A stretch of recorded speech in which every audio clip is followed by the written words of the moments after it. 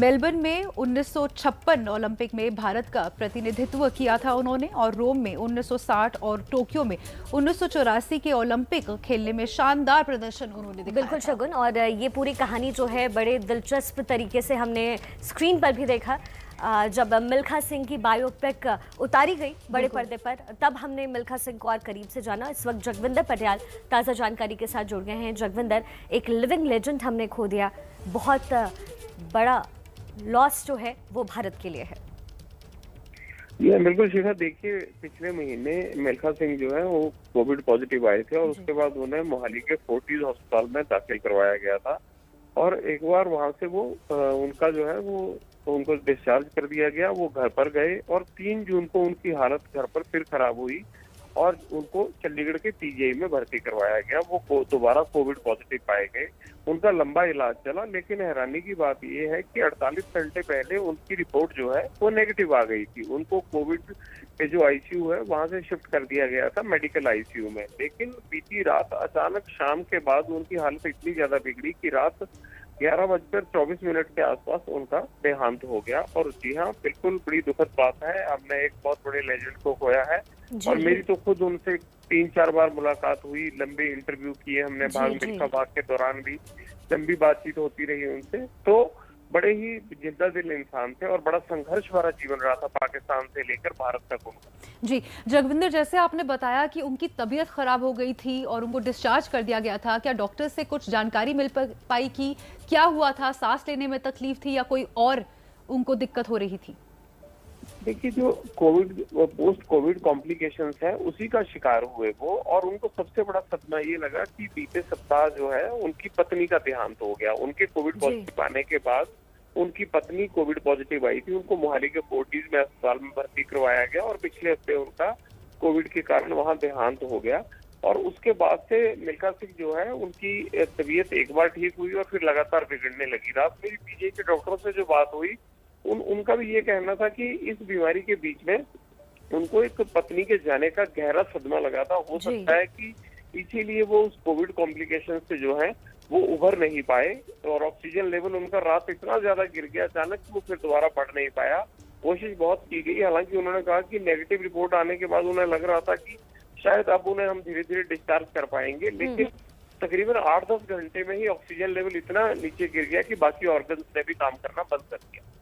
जगविंदर, चूंकि इनकी जो रिपोर्ट थी वो पॉजिटिव से नेगेटिव हो गई थी, कोरोना रिपोर्ट, तो अंतिम संस्कार को लेकर के क्या कुछ खबर आ रही है? कब तक होना है इनका अंतिम संस्कार?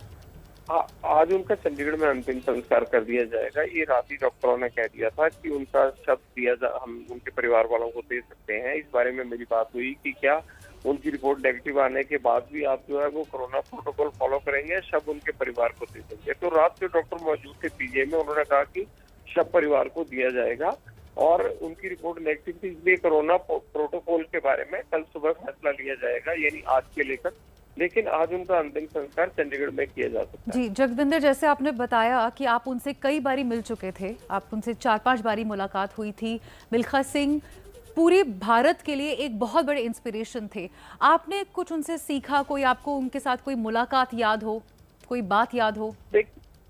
देखिए, मुलाकातें बहुत बार हुई, 3-4 बार मैंने उनको लंबा इंटरव्यू किया, अलग अलग मौके पे मेरा घर भी जाना हुआ उनका। वो एक चीज बार बार जिक्र करते थे कि कैसे जब बंटवारा हुआ और वो अपने बचपन में भारत आए उस संघर्ष की जिंदगी को याद करते थे, जो कि फिल्म में भी दिखाया गया है। लेकिन वो कहते थे कि मैं इतना मामूली आदमी था कि जब मुझे तैयारी करनी होती थी या जब मुझे अपना स्प्रिंट लगाने के लिए दौड़ते थे वो, तो उन्होंने कहा स्प्रिंट लगाने के लिए मेरे पास तो जूते तक नहीं होते थे। तो अपनी गरीबी को बंटवारे के वक्त जो है वो पाकिस्तान से हिंदुस्तान आने को लेकर, अपने संघर्ष की जिंदगी को लेकर किस तरह से उन्होंने इतनी ख्याति अर्जित की और उसके लिए उनकी गरीबी और उनका जो है सामान्य परिवार का होना जो है वो आड़े आया, इन चीजों को लेकर बड़ा जिक्र करते थे बार बार।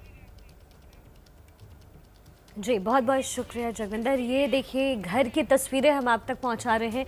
मिल्खा सिंह का निधन हो गया है, कल देर रात उनका निधन हुआ और ये तस्वीरें उनके घर से हम आपको दिखा रहे हैं, जहां इस वक्त उन्हें भावभीनी श्रद्धांजलि दी जा रही है।